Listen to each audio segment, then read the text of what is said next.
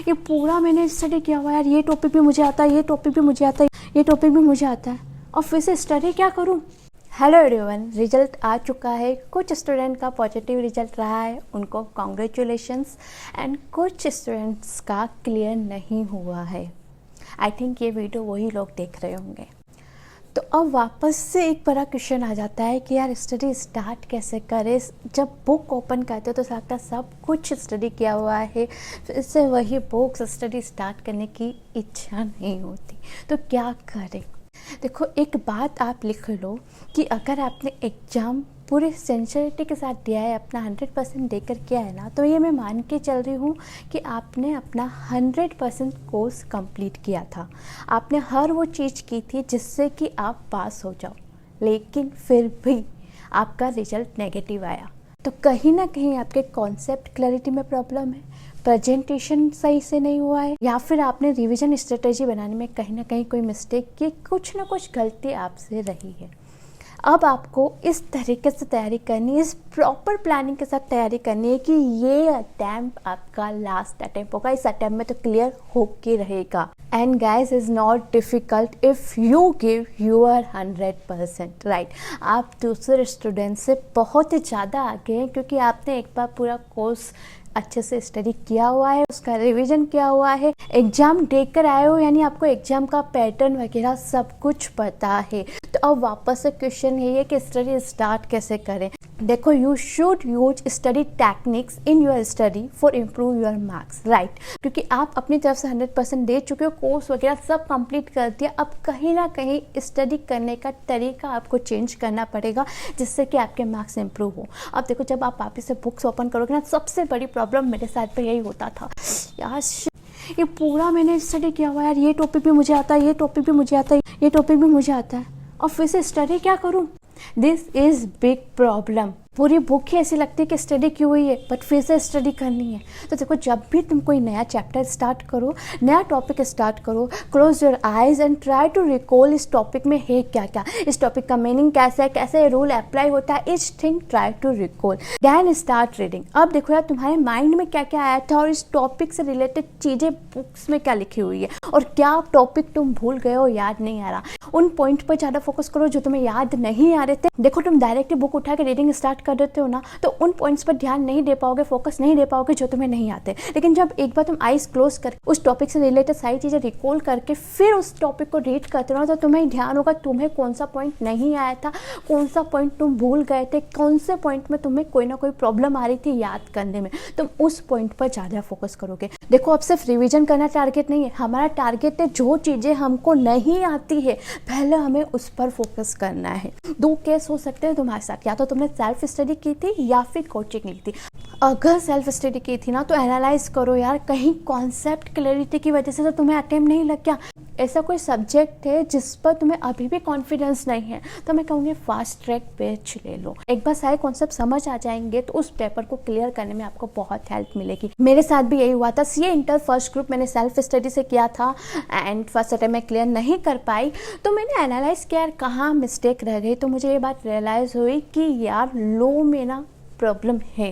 तो मैंने उसके लिए लेक्चर्स लिए थे, फिर से बाकी सारे मैंने वापस से सेल्फ स्टडी से ही किए थे। तो देखो, सेल्फ स्टडी में प्रॉब्लम नहीं है, प्रॉब्लम है अगर आपके कॉन्सेप्ट क्लियर नहीं है। अब सेकंड केस कि आपने कोचिंग ली है, तो सेल्फ एनालाइज करो कि यार कौन सा मेरा वीक सब्जेक्ट था, कौन सा मेरा स्ट्रॉन्ग सब्जेक्ट था। सारी क्लासेस लेने के बाद भी यार कौन सा ऐसा सब्जेक्ट है जिसमें मैं स्कोर नहीं कर पाई, या फिर जिसके कॉन्सेप्ट अभी भी मुझे समझ नहीं आ रहे हैं। अगर आपको लगता है कि क्लासेस की ज़रूरत है तो लीजिए। अगर आपने अच्छे से क्लासेस ली है तो आपको कॉन्सेप्ट में प्रॉब्लम नहीं आएगी, प्रैक्टिस में कहीं ना कहीं प्रॉब्लम हो रही होगी, तो अब आपको फोकस ना प्रैक्टिस पे देना है। अब तुम्हारी स्टडी करने की स्ट्रेटेजी क्या होनी चाहिए, फटाफट एक बार कोर्स कंप्लीट करना है।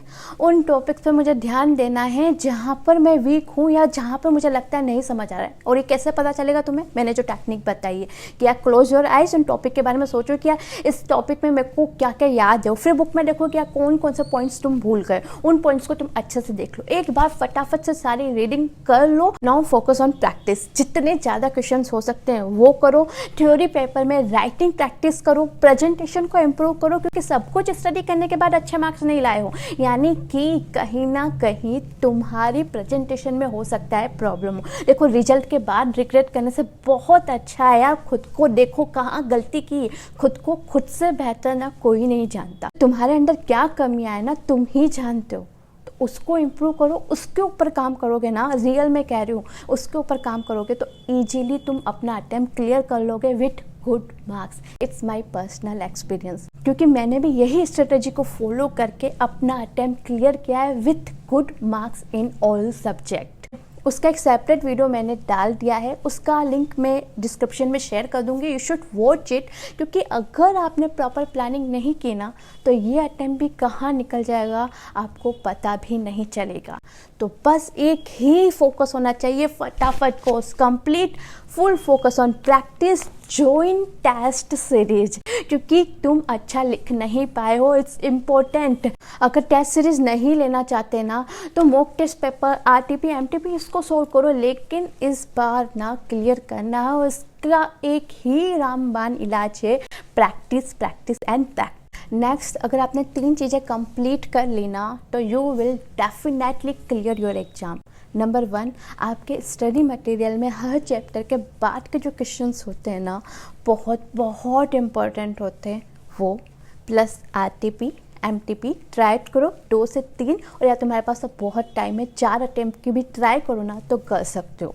जो अभी वाला अटेम्प्ट है ना उसके आरटीपी एमटीपी तो बहुत अच्छे से करनी है, क्योंकि वहाँ से 10 to 15 मार्क्स आने की पॉसिबिलिटी है, यानी कि आपको आरटीपी एमटीपी पास कराने की कैपेसिटी रखती है। तो ये इस अटेम्प्ट के आरटीपी प्लस इससे पहले वाले आरटीपी तो आपने देखी ही होगी, एक बार फिर से उसका रिव्यू कर लीजिए।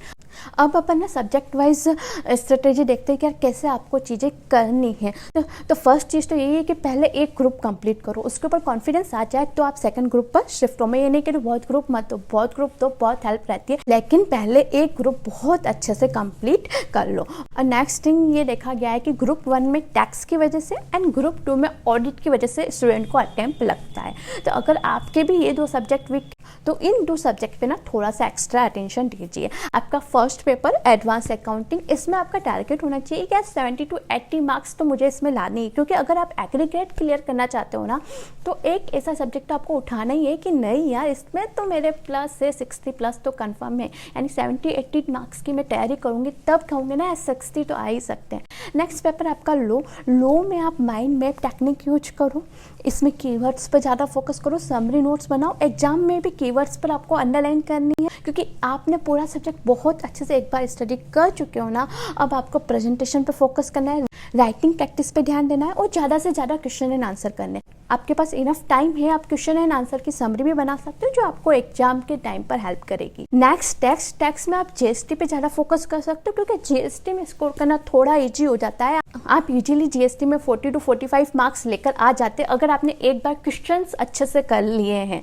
तो ट्राई करो कि इसमें जीएसटी की हेल्प से ना मुझे एग्जामिनेशन लानी है। आपका नेक्स्ट पेपर कॉस्ट, देखो कॉस्ट में आप आराम से 70 to 80 मार्क्स लेकर आ सकते हो, बट हाँ पेपर थोड़ा सा लेंदी आता है, तो स्टार्टिंग से आपकी वही स्पीड होगी ना तो आप अच्छे से इसमें स्कोर कर सकते हो। तो इसमें भी आपका टारगेट 70 to 80 मार्क्स होना चाहिए ताकि आपका ग्रुप 2 का ना एग्रीगेट निकल सके। नेक्स्ट पेपर ऑडिट में आप ट्राई करो कि आपके जितने भी ऐसे नंबर है ना आप उसे याद कर लीजिए। इसका ना बहुत अच्छा इंप्रेशन एग्जामिनर पर जाता है, क्या इसने बहुत अच्छे से स्टडी की है। करना कुछ नहीं है, जब भी आप ऑडिट सब्जेक्ट स्टडी कर रहे हो ना तो 5 मिनट लगेंगे मुश्किल से, मैं भी क्या करती थी। जितने भी ऐसे नंबर है ना एक बार रीड कर लो, फिर 10-12 बार जब आप रीड करोगे अपने आप ही आपको चीज़ें याद होने लग जाएगी। फिर जब भी फ्री हो ट्राई टू रिकॉल कि यार वो ऐसे नंबर कौन सा था, डॉक्यूमेंटेशन का कौन सा था, एक्सटर्नल एविडेंस का कौन सा ऐसे था। तो जब आप एग्जाम में लिखोगे थोड़ा सा आपका अच्छा इंप्रेशन जाएगा। और ये पहले ना जो ज़्यादा वेटेज के चैप्टर्स है ना उन पर ज़्यादा ध्यान देना, छोटे चैप्टर्स की समरी बना लेना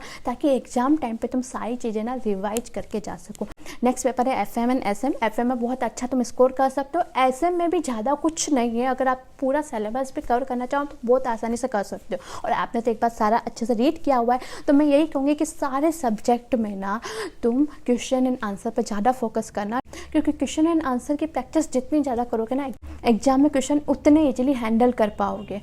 अगर तुम 6 से 7 घंटे भी अच्छे से इफेक्टिवली स्टडी करते हो ना आज से, तो तुम आराम से इस अटेम्प्ट को क्लियर कर लोगे। बस तुम्हें प्रॉपर प्लान के साथ चलना है कि यार आज इस डे को मैं स्टडी स्टार्ट कर रही हूँ, अब मेरे पास कितने डेज बचे, हर सब्जेक्ट को मैंने कितने डेज देने हैं, किस तरीके से सारा रिवीजन करना है। Try to cover at least 3 revision आप कर सकते हो, क्योंकि आपने सब कुछ स्टडी किया हुआ है।